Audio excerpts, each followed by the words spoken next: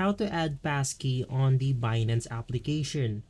This is a step-by-step guide so you will be able to follow easily.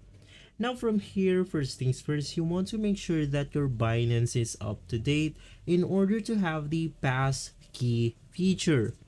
Right after, all you have to do is to go ahead and click on the Binance button at the top left corner of your screen, which is this one. From here, you can then go ahead and see the settings for your account.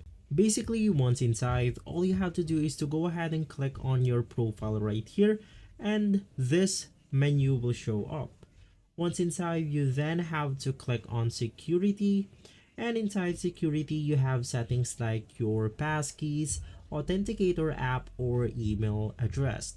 From here, all you have to do is to go ahead and click on the passkeys window or button, and from there you can then go ahead and enable passkey on your Binance.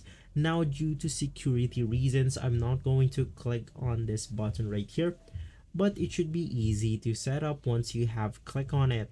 If this video has been helpful for you, please consider by liking and subscribing. I'll see you again next time. Thank you.